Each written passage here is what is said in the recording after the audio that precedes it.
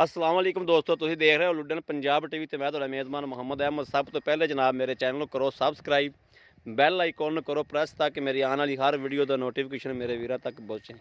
जनाब मेरे वीरां नूं झोटी विखांदा पिया, दूजे सूबे झोटी है जनाब, सोहना सुथरा जानवर है जनाब। ए मेरे वीर वेखदे पए ने, मुछ बग्गी जनाब, मत्था मेरे वीर वेखदे पे, चीरमा नास तक आंदा पिया, सिंह बड़े सोहने जनाब, किंगरी वाले सिंह झोटी ने, और जनाब चिट्टियां अखां, हर चीज़ मेरे वीरां दे सामने आ, कोई चीज़ नज़र तो ओझल नहीं है जनाब। तो नहीं कोडी कोई नहीं जनाब। आ वाने का थोड़ा जहा लार हैगा नूं में, बाकी हर चीज़ दी मैं करावागा तसलियां। सोहना थन लग्या माशाअल्लाह झोटी नूं, हर चीज़ की पूरी वंड इंशाअल्लाह करावागा, और पूरी झोटी का पूरा व्यू हर चीज़ दी तसलियां करावागे इंशाअल्लाह। बाकी लैने देने नसीब होणगे। झोटी थोड़ा जिहा ओपरा बंदा करके ओलो करदी पई, डरदी पई है भी खरे कोई टीके टूके लाऊ ने। बाकी जनाब मेरे वीर वेखदे पए ने, मगर भी कट्टी है शाह काली, सामने हर चीज़ सोहना सुथरा जानवर है। पहला दूजा सूआ जनाब सूई खलोती है, माड़ा छड़ के टोरी।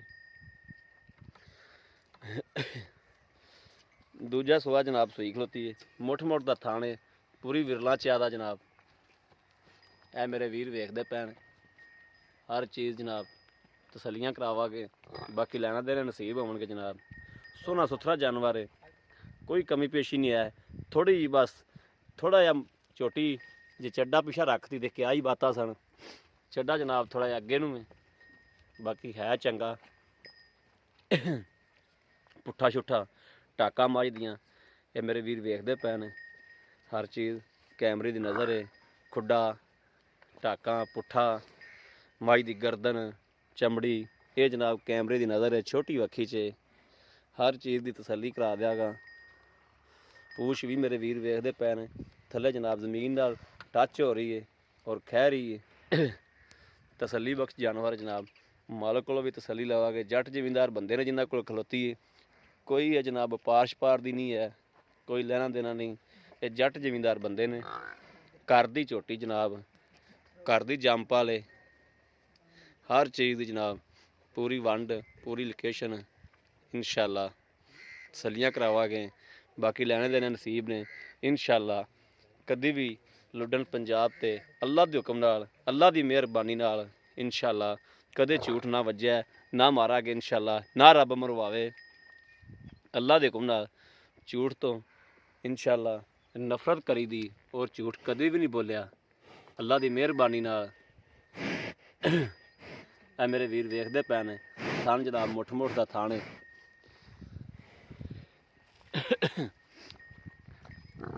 मुठ मुठ का जनाब थान है, और पूरी आदि लोकेशन ते जनाब हर चीज़ की तसली करावागे।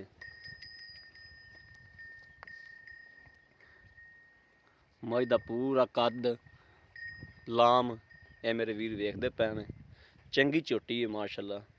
और मालक को तसलियां करने कि मालक इनका दुध शुद्ध किन्ना चाहुंदा पिया, सूई नूं किन्ने दिन होए ने। मैंने तो जनाब 3 दिन दसे ने, लेकिन मैं तो वीरां नूं भी तसलियां करावागा कि हाल तक झोटी बोले विच चाह भी झोटी दी नहीं बनती, बोला हाल तक जनाब। और ये हर गल बात मालक को पुछागे इंशाअल्लाह, और तसलियां लवागे। अस्सलाम वालेकुम जी। वालेकुम सलाम जी। भाजी की नाम है अपना? लियाकत अली। भाई लियाकत झोटी अपने घर दी है या व्यापार शपार दी? ये घर दी है जी। घर दी झोटी है। जी अच्छा, इहदा पहला सूबा तू घर पीता है? हाँ जी पहले सूबे थलो जी अक्की मानी गल है ना, खुदा नूं जान देनी, हाँ जी जी अक्की मानी गल है, जी।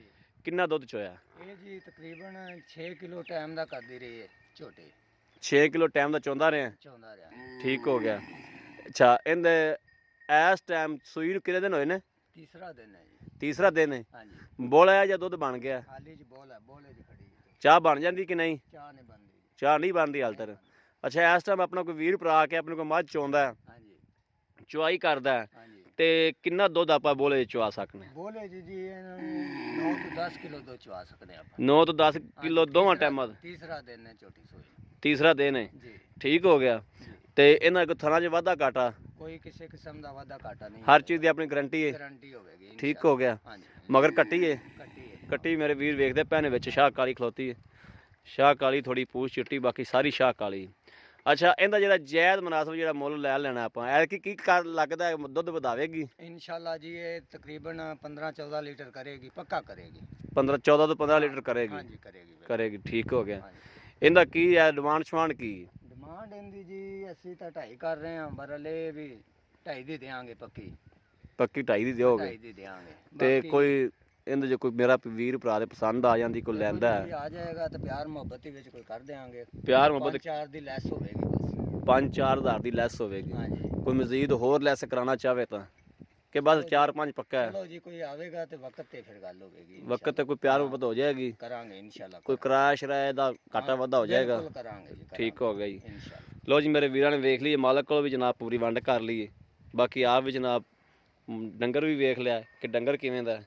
ਹਰ ਚੀਜ਼ ਜਨਾਬ ਅਗਰ ਮੇਰੇ ਕਿਸੇ ਵੀਰ ਭਰਾ ਦੇ ਪਸੰਦ ਆਉਂਦੀ, ਕੋਈ ਲੈਣਾ ਚਾਹੁੰਦਾ ਹੈ, ਰਾਬਤਾ ਨੰਬਰ 0307 00 15881, ਇਹੋ ਹੀ ਜਨਾਬ WhatsApp ਨੰਬਰ ਹੈ, ਇਹੋ ਹੀ ਜਨਾਬ ਰਾਬਤਾ ਨੰਬਰ ਹੈ।